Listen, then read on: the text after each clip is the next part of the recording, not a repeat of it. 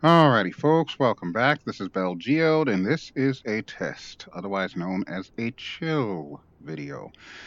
Technically, it's actually a preview video. As you can see, we are looking at the Lockheed Martin F-35 Lightning. In particular, the F-35 Bravo model, Lightning II. This aircraft is brought to us from IndiaFoxtEcho, aka Dino Cattaneo, and it has a very long and storied history with Microsoft Flight Simulator, starting with FSX and, of course, another incarnation with P3D. And here it is, here in Microsoft Flight Simulator. Now, standard disclaimers apply. This is the beta test version. Huge thank you to Dino for getting me into the beta test and for allowing me to showcase this aircraft on YouTube before it is released later this month. This month, of course, being December 2021. So we're going to be taking a look at only the Bravo model for this little preview here. When I do a full release review video, I will go through all three models, the Alpha, the Bravo, and the Charlie models. And then, of course, I will explain a little bit more in detail about what makes each of the models unique. But remember, because this is beta, bugs can occur. And you've probably already seen one. If you look at the back of the aircraft, just behind the jet exhaust there, you'll notice that there is a heat shimmer or heat blur coming out. That is obviously a beta bug. It's not supposed to do that when your engine is off. So that is something Dino is aware of and he's going to be fixing. So by the time you get your hands on this aircraft, all of that should be taken care of. Now, as with all military birds in Microsoft Flight Simulator, of course, Microsoft Flight Simulator does not support or condone combat. So, weapons, not a thing. The associated weapon systems, well, kind of pointless to model them if you can't use the weapons. So, you're not going to expect DCS in Microsoft Flight Simulator. Of course, DCS does not have a native F-35, so if you want that there, you're probably best off looking for one of the mods or something like that. But when you do eventually end up purchasing this aircraft, and it will be PAYWARE, by the way, you will get all three versions, the A, the B, and the C. They will come with weapons if you purchase them through the regular sites like Orbix or SimMarket or, I don't know, Just Flight, all of those kinds of sites. If you get it through the Microsoft Marketplace, and for those who are on Xbox, you will never have weapons on this thing. So keep that in mind. I don't know if that'll factor in because, like I said, weapons really don't do anything in this sim except look cool hanging off the wing. So you decide. You be the judge on that. All right. So as I stated, you get all three versions. You get the A, the B, and the C, the Alpha, the Bravo, the Charlie. Real quick, what makes them all different? The Alpha version is the version that the United States Air Force uses. And to me, I guess the best way I can describe it is a stealthy, updated version of like the F-16, even though I don't really think it is a worthy replacement for the F-16. But that's kind of sort of what it's being billed at. It can do air to air, it can do air to ground. Whether or not it's going to excel at both of those things, I guess still remains to be seen because it's just now starting to come online. We're getting more and more squadrons around the world starting to use it, but it's had its fair share of drama. Now, the Bravo model, this model here, is the United States Marine Corps' version of this aircraft. And I'll be honest with you, folks, this is my favorite. Out of all three models, this is the version that I think best defines the F-35 Lightning. Reason why? It's got the most party tricks. Not only can it do air-to-air combat, not only can it do air-to-ground combat, you can also go vertical, which makes this the perfect successor to the AV-8B Harrier that the United States Marine Corps now uses. And as a matter of fact, the Marines were the first in the world to actually introduce this aircraft to active duty. So yeah, there are Marines out there flying this puppy around the world, which is really cool. I'm glad that the Marines decided to be on a cutting edge of that. I, of course, have a very strong loyalty to both Navy and Marines because a lot of members of my family were in either branch of service, including my son in law, who just came back from Okinawa on my birthday last month in November. The Charlie model is the US Navy variant, and there are some fundamental differences with that over the other two versions. For starters, the wings are slightly bigger, and even though the wings are bigger, they had to make it so that the wings can fold, so the wings also fold. Additionally, it's got a tail hook and a catapult launch bar. And of course, the gear's beefed up. So you want to instantly identify the Charlie model, just look at the front gear and look for two wheels instead of one. It is the only one of the three that has to have two wheels on the front gear because of the fact that the Navy needs beefier landing gear. Personally, I don't think the Navy should have gone with it because they've got the Super Hornet, and I'm sure that there are probably other stealthier designs that are probably floating around somewhere that they probably could have invested in. But I understand why they did it. You know, they wanted it to be a joint strike fighter, so to speak. So naturally, everybody's got to have their hands in it. But the fact that everybody wanted just different things for this bird, and it ended up basically having a lot of things that I think are superfluous. I mean, they do kind of the same thing, really. It seems to me like, in often cases, a waste of money. But that's just my own personal opinion. Don't take any of that for gospel. That's just how I feel about the F 35. It's not my favorite of the Gen 5 stealth aircraft. Honestly, the F 22 is the one that I prefer. I've seen both of these aircraft live, however, and they're both really freaking impressive. This baby here, the Bravo model, this one is the best because of the fact that you can go vertical with it.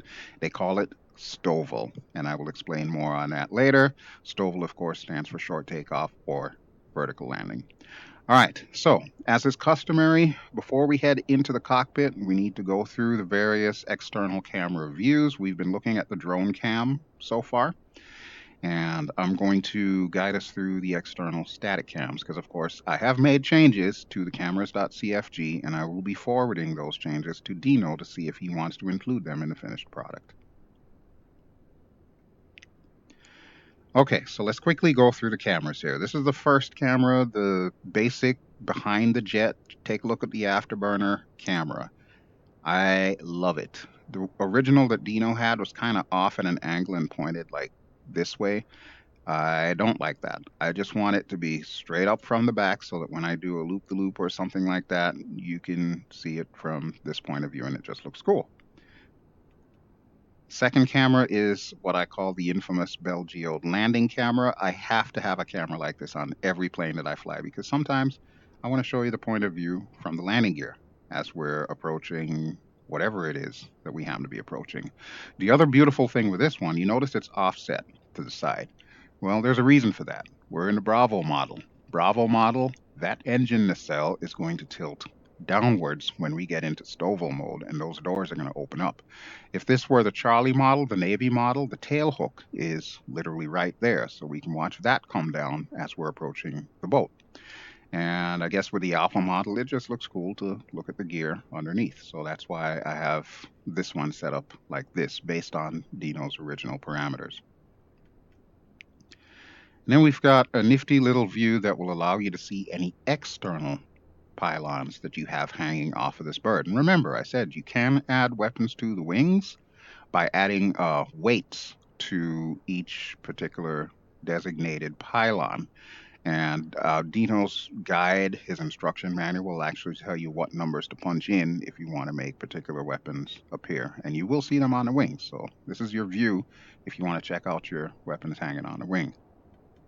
And then this is, of course, the opposite view on the opposite wing. So pretty cool stuff. And then we have the afterburner shot, as I like to call it. The whole reason why this one is pointed exactly like this is just so you can see the afterburner effect. And I got to give Dino props on this one. He designed this thing before Microsoft Flight Simulator had the Game of the Year edition, which we're all now rocking. The Game of the Year edition, of course, brought us the FA-18 Hornet or Super Hornet. And the Afterburner in that is absolutely amazing. But Dino, without having access to that, did an incredible job on his Afterburner effect. I think every developer that makes military birds, modern military birds for Microsoft Flight Simulator, needs to pay attention to how Dino has done it, because he's really done a good job on that. It looks like an Afterburner is what I'm trying to say. And we got another shot that I think is kind of a little redundant, because it's basically the same thing, just a little further out. And same thing here, but I do like this one because of the fact that it's further back, so you can really see how long the Afterburner plume is under the right conditions. Obviously, you can't see it in every lighting condition in Microsoft Flight Simulator, but it certainly does look good. And then finally, we have the left wing and the right wing. So there's a left wing, pretty stock standard. This is your glamour shot view. And there's the right wing. Again, pretty stock standard. So there we go. All right, so we're going to put it back to the default static camera here, and we're going to hop into the cockpit, and I'll show you around the bird. Okay, so the first thing you are going to notice when you hop into this aircraft, there is not much to it. I'll explain. I'm physically moving around, and apologies for all the noise that you hear in the background. I just bought a brand new office chair, or I got a brand new office chair for my birthday, and even though it's really comfy, it's also really leather, so it makes a lot of noise when I move around. But yeah, look at that. There's nothing there. There's your stick, and of course, a little rest there for your arm, for your forearm. There's a couple of switches here. And if we move over to the other side, we've got that panel there that handles your power, your engine start, and so on, your cabin pressure, and then the throttle. And that's it. That is literally it inside this bird. There is not much to it. I am not kidding. And from my understanding, the real aircraft is pretty much exactly like this. There's not much in there. So you may ask, well, where's all the usual doohickeys that you're used to? Well, that's where this guy comes in, this big, huge panel that we're looking at. Almost everything needed to control this bird, with the exception, obviously, of the actual controls, is in this panel. So things like our fuel valve, shut-off switch, and all of that, your lights, everything, the radio, it's all contained here. Got to take a sip of water here. But yeah, it's kind of a really weird design choice that Lockheed Martin made when they did this. And throughout my entire time testing this aircraft, I keep thinking, well, what happens if somebody gets a lucky bullet straight through that panel? Pretty much this thing becomes a brick, huh? One would think. In fact, you may notice there's not even the combiner glass for a HUD. There's like what appears to be a little camera there, and then there's that thing, whatever that thing really is. But the way that this aircraft works, apparently in real life, you have a helmet mounted display. Now, Dino chose not to model the helmet mounted display. I don't know why. I can only think that maybe there's a limitation with the sim, or maybe he's planning on bringing it at a later point in time. But suffice to say, when you get into this thing, you will see a HUD projected directly ahead of you, and it really does look sharp. I gotta give Dino props on that one. The textures also look really sharp. That looks like solid metal right there. Really, really cool stuff. I gotta commend him. His textures are absolutely impeccable. And again, between developers like him and Milviz, and of course, Just Flight, Airsoft, I think all developers can really take note of how it's done, because it is really, really well done. Really good stuff. All right, since I'm admiring the work over here, let's go ahead and get our remove before flights off. So there's that one, and there's the ejection seat arm, which by default it's already armed, so we don't need to do anything there. And while we're at it, let's go ahead and get the power on. So battery, okay. And you can see the panel starts coming to life. So the first thing you're going to notice in the upper left corner, this is the information for this particular add-on. So I'm assuming Dino will update this each time he makes an update for the aircraft, so you know exactly which version of the aircraft that you have.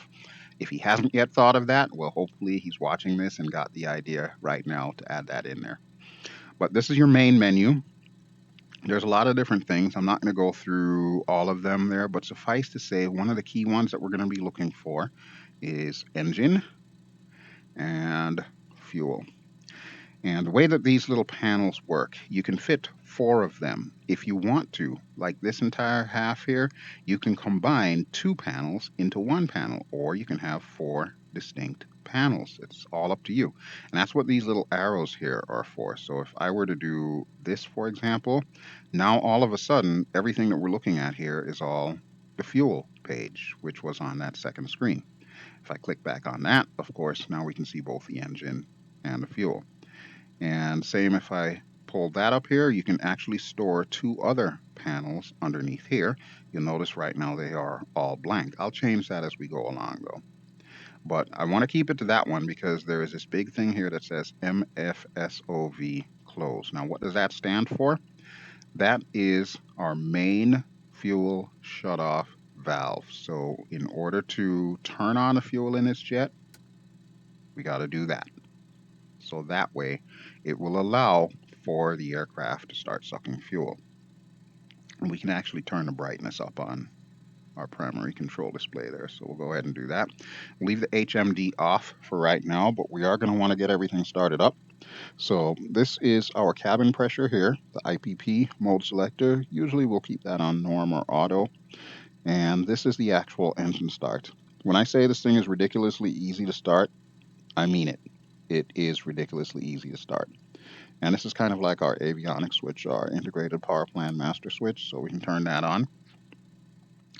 And we can go ahead and get everything started up. So what we're going to do is we're going to flip this to start. It'll go through the start sequence and then it will set itself back into auto.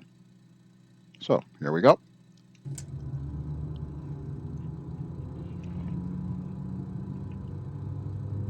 You can already start to hear everything is coming to life. You see the hydraulics going up and all the other gauges will start going up momentarily. In fact, we can go to the outside view really quick while everything is firing up just to check out the audio.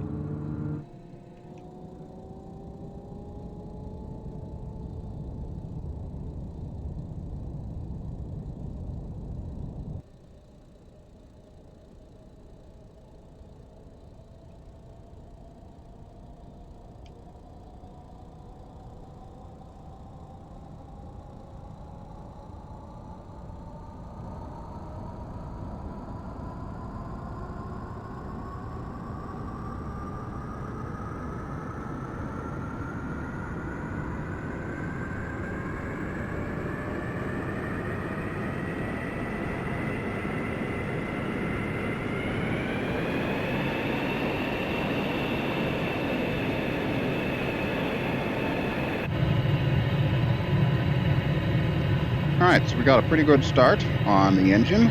So let's go ahead and get the rest of the avionics on. And that's these 2 inverter switches at the bottom here. So click that, click that. And we'll also get our cabin pressure. I'm going to set it to auto. None of these little switches here on this bar work. I'm not even sure what they're supposed to do, but whatever the case, they're all off. We can also close our canopy. That's this yellow handle right there. Sound does change once a canopy is closed, which is always a good thing to see. I love when developers remember about that. Let me set our altimeter really quick here. Okay, I think the altimeter is already set. Now, remembering what all of this stuff does, it's going to take a little bit of a while. Everything is all acronyms. Military loves their dang acronyms. So I'm not even going to go through a lot of this stuff because honestly some stuff doesn't work, like the ASR doesn't work, the DAS doesn't work. DTM does work, but it doesn't really give you any useful information. And some of these others also don't work, like I think the T-FLIR doesn't work as well. But suffice to say, everything else is pretty much well modeled. So here's what I'm going to do. I'm going to switch some stuff around here. So on the left hand side, we've got the engine, and I also want to put the fuel. So I'm actually going to hit fuel there. You'll notice engine now goes into the secondary there. We're going to hit this again, but this time around, I want to set up the flight control systems, or FCS. So that's there. Now, what that just did, you can see the flight control systems pops up there, so it tells you what position all of your various control surfaces are in, and especially when you're in VTOL mode, it will tell you what position the nozzle and the fan and everything are in. What I can do is I can pop this up, and now you can see it has a mini view of the engine and the fuel. Why is this important? In particular with the Bravo model, when you are trying to do a vertical landing, you have to be below a certain weight. It's just like the Harrier. You have to be below a certain weight to try anything vertical. Typically that weight is roughly around 40,000 gross weight, which is the 42.5 that you see GW there. It also tells us our total fuel, 9.8, so that's 9,800 pounds. And we have Joker set to 5,000. So pretty much once it gets to that point, it's going to tell us that, hey, we're starting to run low on gas. We're Joker. Bingo is 2,000. Once we get to that point, we need to seriously think about landing. You can do like refueling, air-to-air refueling. In fact, there is a refueling probe that'll pop out the right-hand side there and will allow you to cheat a little bit by filling up your tanks. We're not going to do that for this here. But if in case you're curious, you would just hit in-flight refueling system here, and you can see that pops open right there. Thank goodness we don't have Hater Tanker in this sim. Oof. All right, but that's what I want on that one. On this one, I think I am going to put our main controls. So that would be our, what do they call that? Engine flight instruments. Or, yeah, I think that's what it's called, EFI. Okay, so that'll show us our compass rose. That will show us our speed and so on and so forth. On this one, let's see, I'm going to put one of the three maps. So we're going to go tactical situation display, and I'm going to drop it down here. So this is pretty much the little airport that we're at right now. And we can zoom out. You can see we can go out to 320 miles, thereabouts. This will also show you the various waypoints that you have, but it's not like a traditional G1000 map or anything like that. Never thought I would refer to G1000 as being traditional, but here we are. And battery low. I don't know why that is, because the generator should be on. I don't know what's up with that. Why is it not charging? I'll have to look into that in a second here. Fuel pop up. Yeah, that's fine. Yeah, all of that stuff is fine. Like I said, it does take some getting used to all of this stuff. There's a lot of stuff to see. I'm going to duplicate the fuel on this side so that way I have at a glance what is in each tank, basically. All right, let's start transponder, 7,000. Wind says 218 at 3. I think we can probably take off the other way and we should be fine with that. And I'm going to do a Stovall takeoff, or short takeoff actually. Okay, I'm a little worried about this battery here. Yeah, I'm not 100% certain why it's low, but I don't want to deal with it right now. So I'm just going to trust that the generator is doing generatory things, and we're going to go with that. In the meantime, I'm going to turn on our helmet mounted display, which is actually our HUD. And you can see it is crisp, it is clear, it is sharp in VR. It is just amazing. It is, of course, also hard to see because of the fact that we're in VR.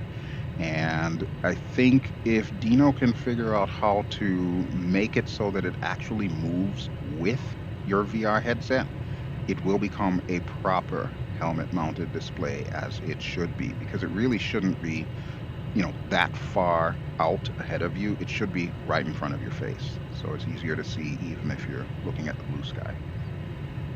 All right, so for our little test flight, we are going to take the runway and we're going to head to Sand Island. I think that's what it's called. That's a little island close to Midway. This is, of course, Midway, my top secret testing facility. You may recall it from the Tomcat video. So let me check our ATC really quick here. Automated weather, we'll see what it says. Papa Mike Delta Yankee automated weather observation. Holy crap. 0200 Zulu. That can't be right. 053 at tree 7. 053 at 37? Seriously? Sky condition. Few clouds at 1,800 feet. Few How is clouds visibility at 3? 4,800 feet. Few clouds at 13,800 Asobo, you're a bunch of jokers. Temperature 20C dew point. 10C altimeter 29902. That's the only thing that sounds correct is that altimeter there. Alright, we're going to tell them that we're just going to depart straight out. Hopefully my mouse remembers to work. It does not. Okay, so we're going to go announce taxi. Papa Mike Delta Yankee traffic Blue Devil 101 is taxiing to runway 6. Okay, runway 6 is selected for us, which is fine by me.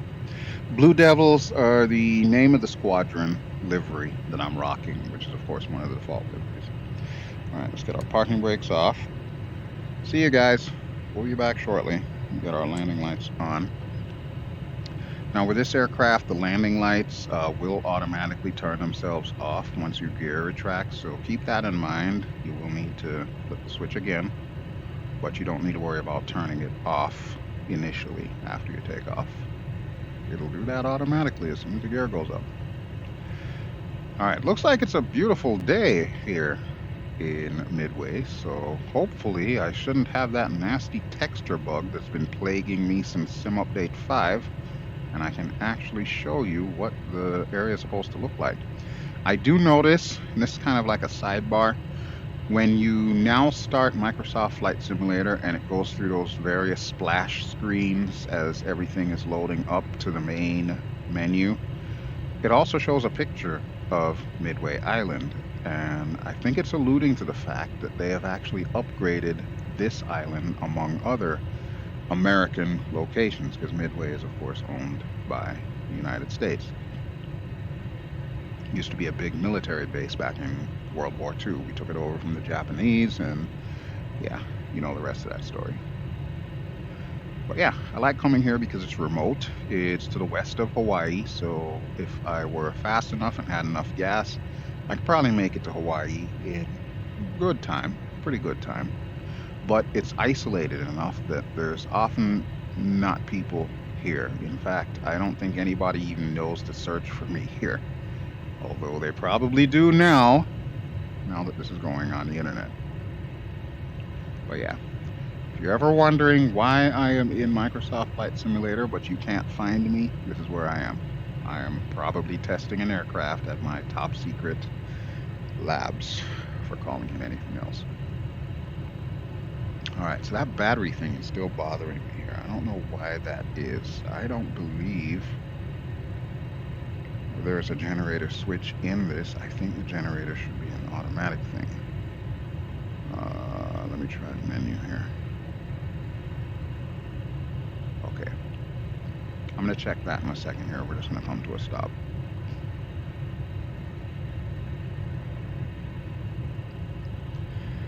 Alright, so you can see we've got settings for takeoff, land, air to air, air to surface, cruise, and all of that stuff. Hopefully the manual that Dino puts out with this thing will be pretty comprehensive. The only reason why I even remember half of this stuff is because of the fact that, as I stated in the beginning of this video, this aircraft has a very long history. Dino first came up with this aircraft for FSX. That's where I first heard about it. That's where I first flew it. It was freeware at the time, and in my opinion, it was one of the best freeware fighter jets that existed. In fact, it was so good that when P3D came around, P3D actually commandeered it. So Lockheed Martin took it under their wing. You gotta figure it's their aircraft anyway, so they actually, made it a part of the default aircraft lineup in P3D. To this day, it's still a part of the default lineup in P3D. Dino, of course, made it PAYWARE, and he put a heck of a lot more into it as far as P3D went, because of the fact that there's other things you can do with P3D that you cannot do with FSX or MSFS. Think along the lines of DCS, doing a flare, forward-looking infrared, and stuff like that. All right, let me see. What am I looking for here? None of that, apparently. Okay, so none of that's going to help me here. Still don't know why the battery's doing that, but we're going to fly it like this, and we're going to hope that we don't run out of electricity, because something tells me that's going to be bad for this thing. In the meantime, we are going to tell them that we are departing straight out. So let me see here. I don't see any traffic coming. Papa Mike Delta Yankee traffic Blue Devil 101 taking off runway 6 departing straight out. Parking brakes are off. Give it a little bit of throttle. Now, the controls for this aircraft when it's in conventional mode are fairly straightforward. So for all three models, if you are not doing any funky VTOL or Stovall shenanigans, pretty easy. You know how to fly this thing already by virtue of the fact that you are a Microsoft Flight Simulator user. You already know how to fly this. It flies just the same as any other aircraft. And I'm going to say the flight model for this aircraft is pretty decent. And I am judging it from the standpoint of the default FA-18 that is now included with Microsoft Flight Simulator, as well as some of the experience that I have with things like X-Plane, because X-Plane also has an F-35. That one is made by AOA Simulations. It flies very similar to that, except of course X-Plane, yeah, it's a little bit different, but a lot of the flight control parameters are pretty much the same. So yeah, it is a pretty awesome bird. I honestly can't say enough good things about the flight model on this thing. But, and you know there was going to be a but, here's the gotcha. When you go into Stovall, there are certain types of commands that you need to have bound to something. And I'm going to go over that once we do this little turnaround here. But the first thing that I will kind of clue you in on, the aerodynamics, the handling, everything gets vastly different once you are in Stovall mode. You're really going to need to be on your P's and Q's with this one to prevent from like falling out of the sky. But with that having been said, it is still, in my opinion, easy mode. It is way easier than, say, for example, trying to figure out how to do a hover in the AV-8B Harrier in DCS World. This is really easy mode because you figure in the real plane, everything's pretty much automated for you. There's not a whole heck of a lot of hand holding. You know, it just does it for you. So you push a button. More to the point, you're going to push this button off to the left side here that says hook Stovall. This is currently bound to the wing lights button. So remember that. And I've actually asked for Dino to change that. Now that we have the F-18 in Microsoft Flight Simulator, I've asked him to see if he can just change it to the new tail hook button. I think that would make more sense because he's using the same button for the tail hook in the Charlie model as he is the Stovall in this model. And speaking of which, we're going to go ahead and open that up right now. So I want you to take a look at that first panel here. You see the shadow that indicates that everything just opened up, the little fan and everything. And we're now set to an auto takeoff mode, so it will adjust everything for us as we are heading out. Let's make a quick view outside and check it out. All right, so look at that. Look at all that detail there. That's pretty freaking awesome. I don't care who you are. He did not have to go through all of that detail. This is why Dino is one of my favorite developers. He really didn't have to do all of that. That's just extra. Alright, so there's the back view, and as you can see, as we do our controls wipeout here, everything is connected. Now, I mentioned there are some caveats with the aerodynamics whenever you are in stowable as opposed to conventional mode.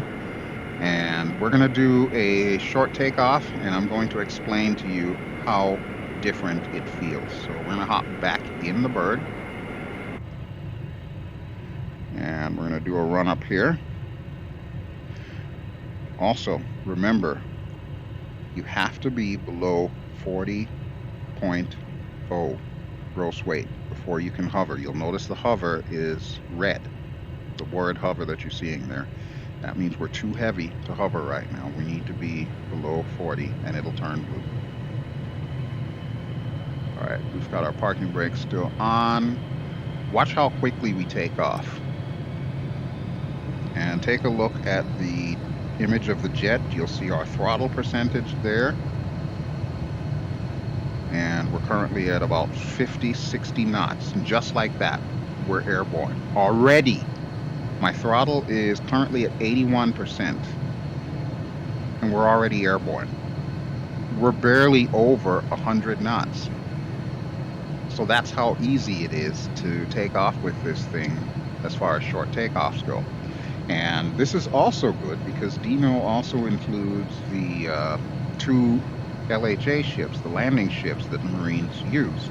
The America is one, and I forget the other one, LHA 7, I believe. I don't remember if that's like the Independence or what. But both of those are included, as well as a aircraft carrier, and I believe he included one of the Gerald Ford class aircraft carriers. So all of that stuff's in there. You can practice your carrier traps, you can practice your landing on LHAs and so on. And you can see just how easy it's going to be to do that with something like this, or at least taking off from it is going to be pretty much an easy job. Now, once this thing is airborne, and remember, I've got my gear out still, you're very limited as to what you can do. Obviously, we can pitch up, we can pitch down. You can see me doing that.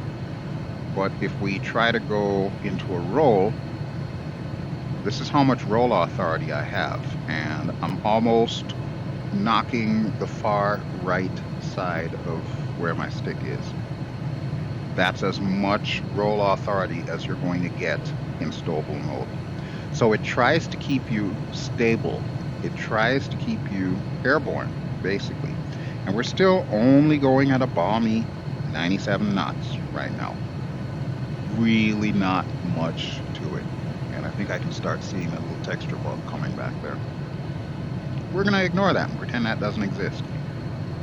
I'm going to go this way. But yeah, you can see how long it's taking us to turn around. We're really not going too fast. And like I said, we can pitch up, we can pitch down, we can yaw a little to the right, but we've got very minimal yaw control because of the fact that we are in this vertical mode, so to speak. Now, what happens when we decide to put the gear up? You'll notice because we're going so slow, we've got a little indicator on the gear handle to indicate, hey dummy, you're going too slow, you really should have your gear out because you look like you're going to land. And if we close up everything having to do with stowable mode, now you'll notice that we start gaining some airspeed. And the transition is not 100% smooth. This is something that Dino knows he needs to work on. It's not 100% smooth as to what it should be, but now, all of a sudden, we've got our roll authority back. Not only that, we can also use our Afterburner. So I'm going to do that momentarily. We're already up to about 320 plus knots. You can see at a glance our gas, or our wing tanks are completely empty. We're going to head over to the World War II base island there. And let's go to the outside view. I'm going to kick in the burners. We'll kick the tires and light the fires here. And we'll go full vertical.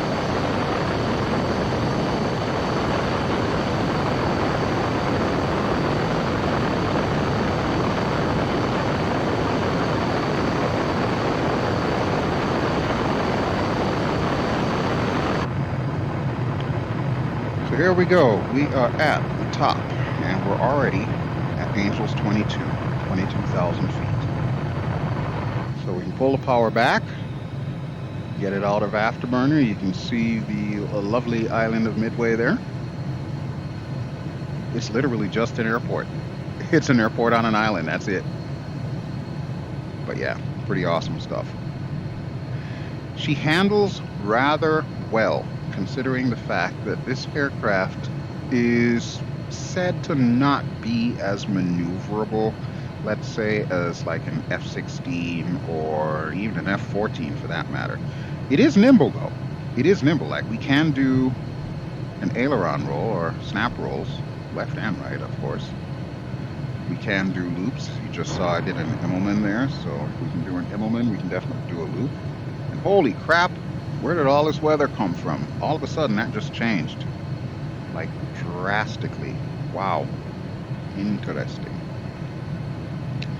We do have autopilot as well in this thing, and we can set that up also. So let me see if that will work currently. I think we can just go autopilot pop up here, and that will show us everything that we need here. So we can turn on the AP itself by going AP master. Notice that goes white and it shows up there. So we are now under autopilot control. Got our flight director on, our autopilot nav hold on, which should start guiding us to the proper area. And since I don't want to go down any lower, I'm going to hit the altitude hold right now. I think I just hit the attitude hold there. Alright, there we go. We're leveling out now.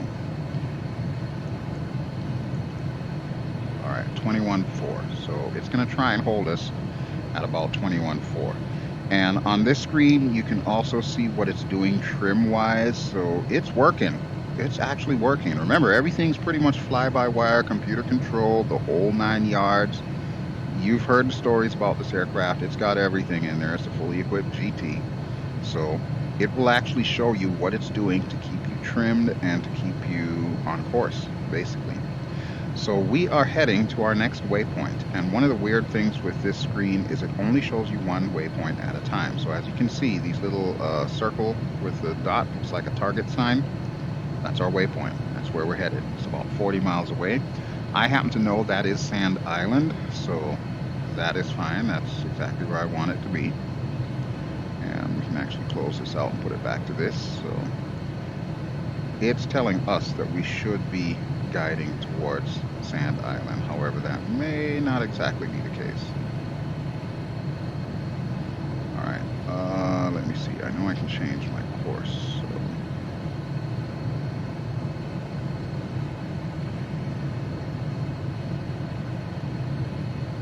Oh, you know what? I can adjust the heading too. Yeah, there we go.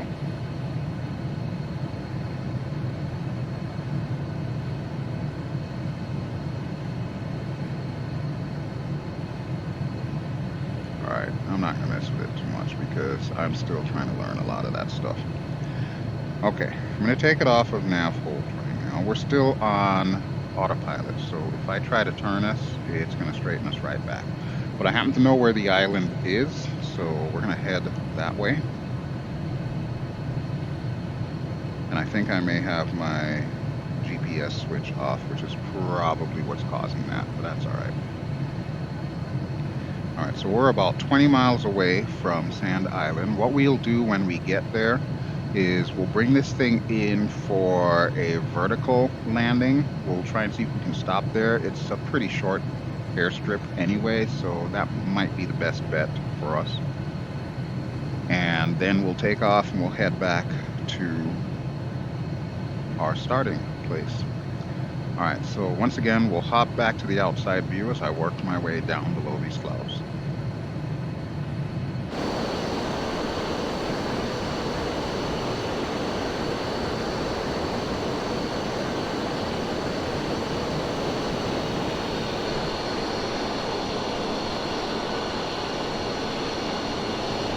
So you're going to notice that weird effect that you just saw there. That's a shocker cone. This thing can, of course, go above Mach 1. Not much above Mach 1, but it will go above Mach 1. And as we start getting close to the speed of sound, you start seeing that little shot cone there.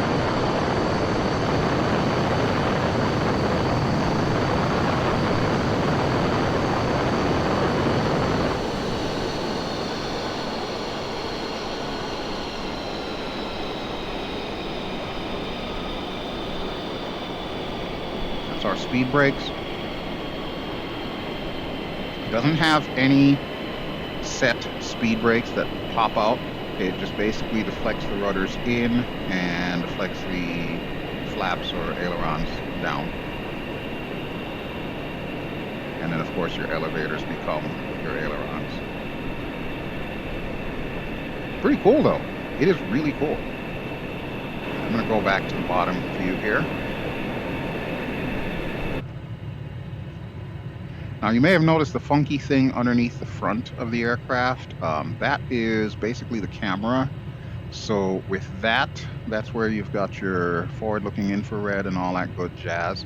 It is of course not modeled currently in this particular version of the aircraft. I don't know if that is something that Dino plans on bringing. Hopefully, yes.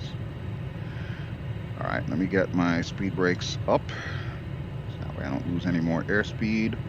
We'll drop our gear, and since we are below flap limit speed and gear limit speed, we'll go ahead and switch it back into Stouffville. And you notice it just bucks up there. That's what I'm talking about. That is exactly what I'm talking about when I say that it changes the flight dynamics. So when it's in the regular regime, conventional flight, it's actually utilizing what Microsoft Flight Simulator has natively for a flight model. Once you get into this, the Stouffville mode, this is the custom code that Dino and I think Rob Barrenget, I think it was his name, the guy who did the original XML code for the original FSX version of this aircraft. I believe he had a lot to do with the code as it stands right now. But yeah, you can get into a real hover with this thing. The only thing I will say is when you're in a true hover, it kind of feels a little too smooth. You know, I don't know, it's hard to describe. I guess the best way is probably to show you. So we're in Stouffville right now. I'm giving it a little bit more power so I can push us forward, because obviously we're falling backwards with style here. But I don't want us to go too fast. I am pitching us down. So stick forward to pitch us down. And we're just pushing forward. Now, it is important to note that the nacelles, you cannot manually change that by yourself. I've asked Dino if it was possible to give us an axis so that we can control the nacelles somewhat the same way you would in a Harrier, but I believe with the real aircraft, you can't. It's all automatic. I could be wrong. Like I said, we still don't know everything about this aircraft, because after all, there's still portions of it that are classified. Actually, probably a lot of it is still classified. But yes. As far as controlling the nozzles, therein lies our problem. We can't. So in order to move forward, since the nozzles are pretty much fixed, I'm giving it extra throttle, and of course I am tipping the nose down to do that, so it's just kind of bobbing forward there. Now there is a slightly easier way to do this, but that is even more hand holding. And here's how we do this. So we're currently in Stouffville. We want to get below 40 knots, so you'll notice that we are just now about 40 knots. We can put the throttle all the way to idle and immediately press heading hold. Now what did that do? You'll notice the hover is now white and boxed, which indicates that we are in hover mode. We are in a perfect, stable hover, and I will prove it by going outside.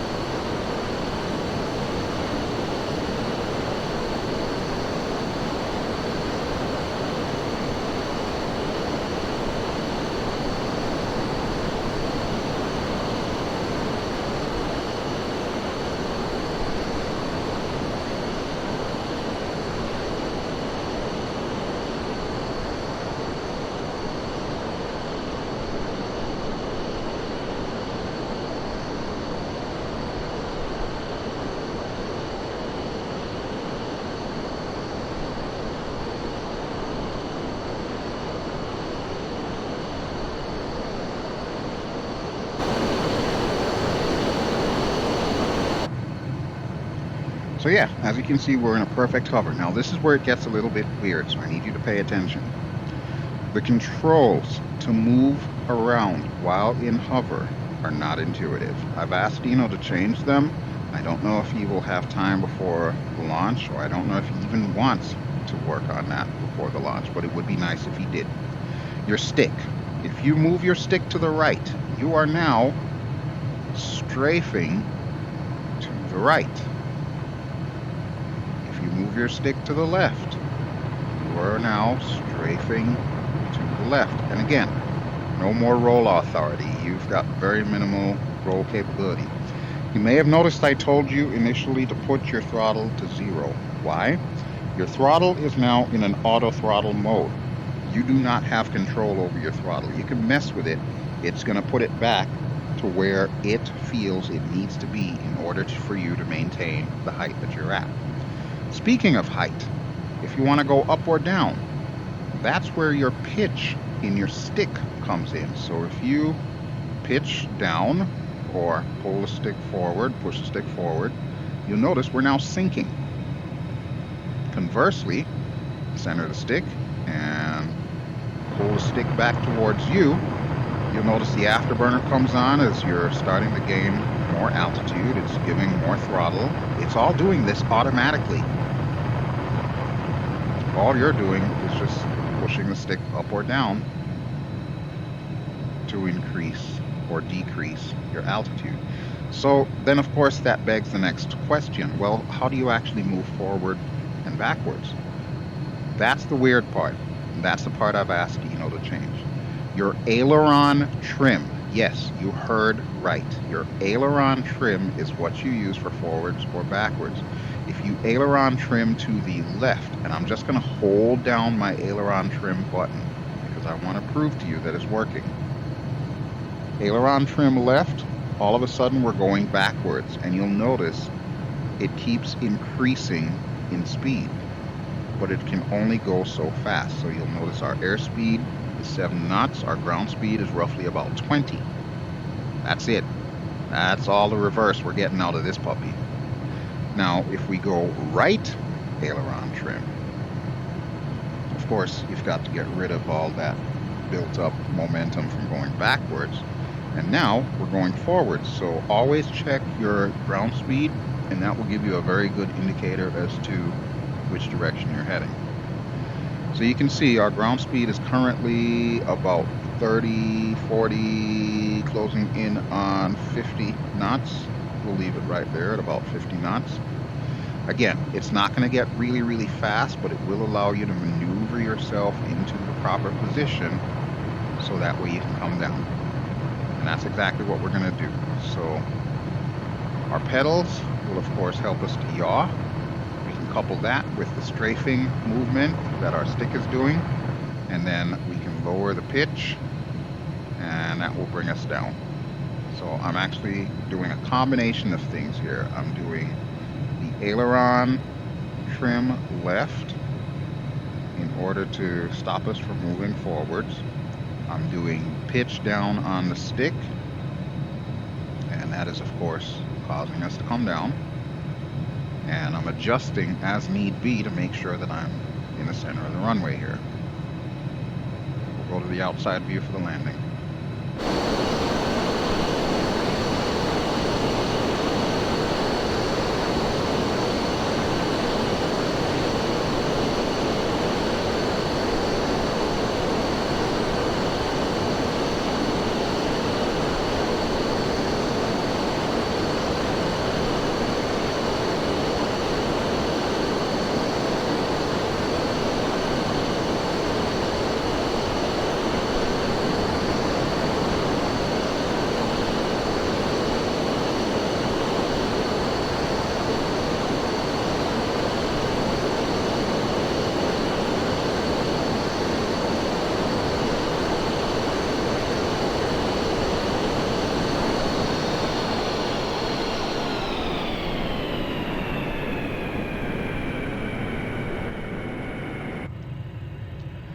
All right, so it looks like we just got buzzed by somebody, but that's cool.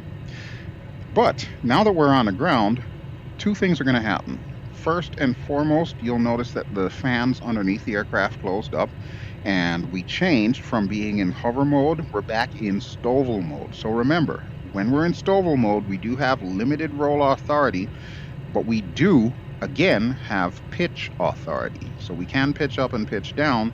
It's not flipped around like it was when we were in hover mode, where pitching up causes us to go up and pitching down causes us to go down. I know it's a little confusing. Hopefully Dino will take my advice and change the control bindings. What I would ideally like to see, I would like to see the pitch trim used, because honestly, pitch trim is not going to work while this thing is in its STOVL mode. So there's really no need for it, basically. But if you were to use pitch trim to allow you to go up or down, you can set pitch trim to an axis. So if you have like a slider or some kind of lever on your controls, you can just use that basically. And that will allow you to use the pitch trim as an axis, which I think is a workable solution, really. All right, now we're not really supposed to take off vertically, but since we are well within parameters here, we're going to do just that, and we're going to head back to Midway, because I know this video is getting a little longer, and granted, I am known for my long videos. This is also a chill vid, so this is just the raw footage. There's very minimal editing involved in this. I just want to show you the plane and give you my point of view of it. This is not intended to be a full review because the aircraft is not even out yet. All right, but let's go into hover. So again, we're going to put the throttle completely to idle, and we are going to press autopilot heading hold, which really needs to be a different button for that.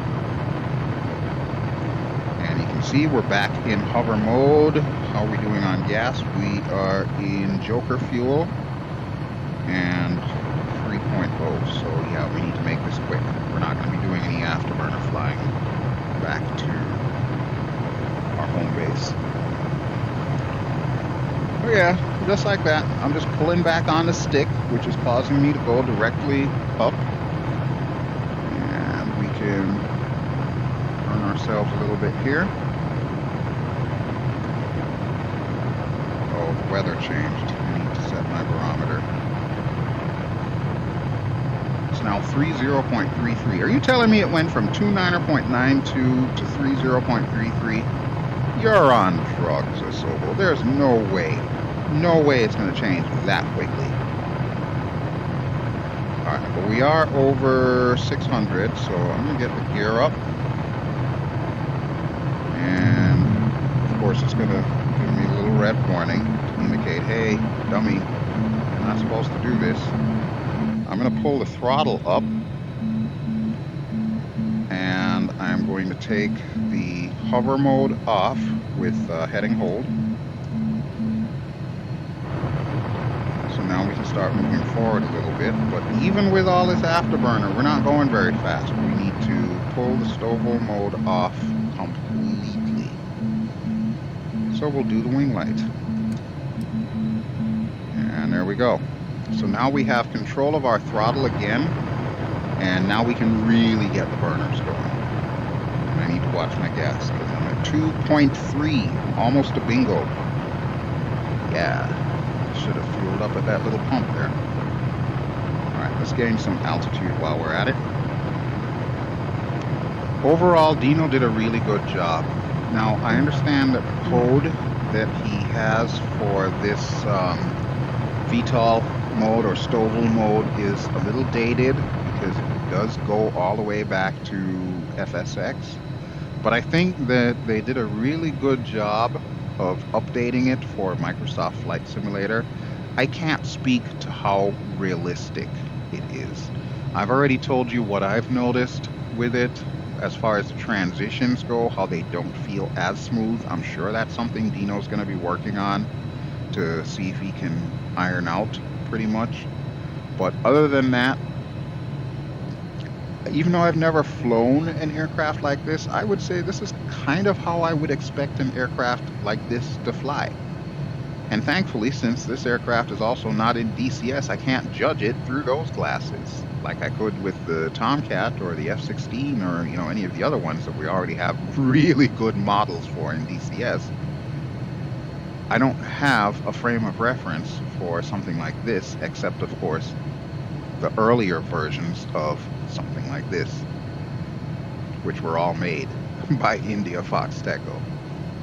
All right, so it's going to take us a couple of minutes to get back to Midway, so I'm going to do some cloud busting here, and when we come back, we should be just about ready to land. Hopefully I'll have enough gas for this landing. Oof. It's going to be cutting it close, folks. Look at all that magenta disappearing.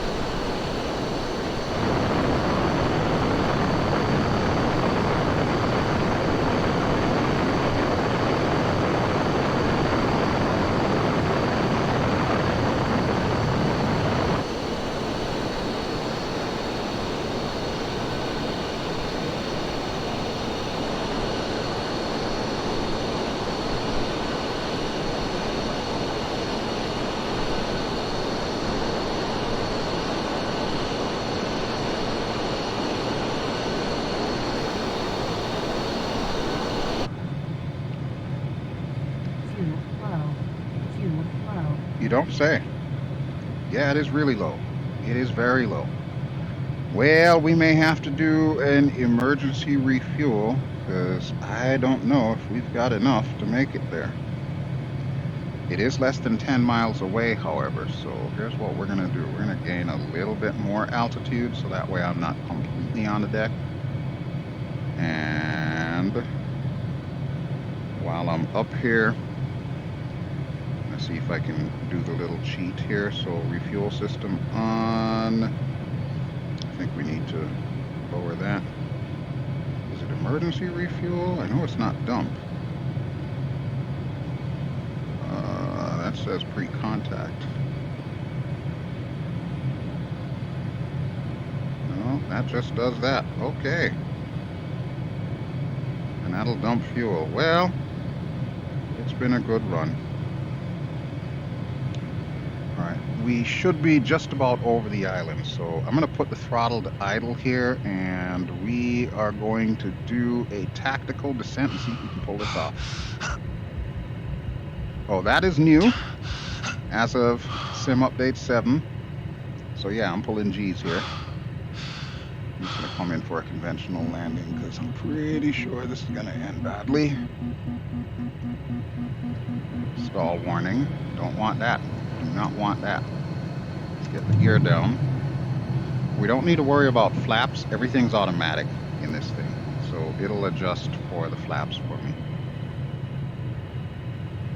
I just want to make sure that I am over terra firma before this says 0.0. I can bring this thing down as a glider, but I do not want to test it out as a boat. That would be bad. All right, here's what we're gonna do. This is probably a bad idea. Probably a very bad idea. Kids, don't try this at home. And Stovall mode. Throttle to idle. All the way to idle. Oh, there's my parking spot. All right, we're gonna bleed off all this speed. Don't know if it's gonna work. Oh, this will be epic if I can pull it off. And look, there's another fighter over there. All right, come on, 43, 42, 41. There we go. That's what I'm looking for. Bam.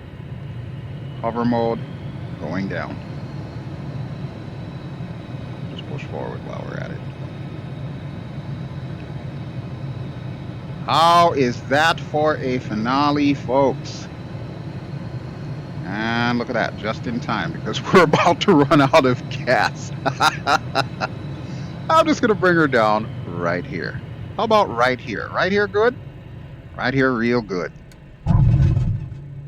We'll put the parking brakes on.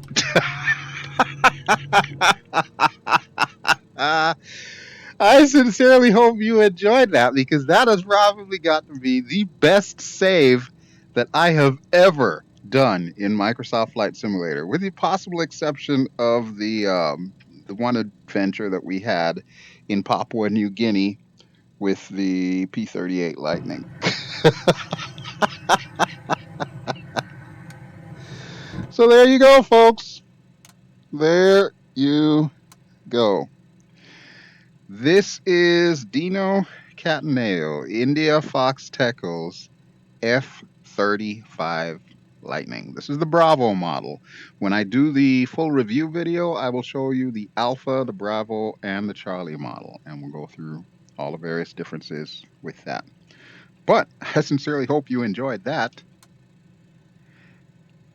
All right, what are you doing here, Microsoft Flight Simulator? Oh, this is the new thing where it's supposed to no longer go to the flight log. Yeah, that still needs work, Asobo. It's not perfect. It's not perfect. We'll go to the outside view here. Oh, this is also new. I noticed there's now a airport camera, for lack of calling it anything else. It always goes to your closest airport. This needs a little work as well, but it's probably going to be good for like flybys and stuff like that. So, but yeah, this is what we want. So there we go, folks.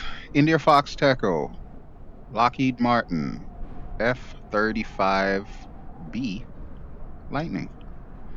This has been a chill video by BelGeode. So, as always, very minimal editing, no fanfare theme song or any of that kind of crap that I like to put on my videos. But this is just the raw view.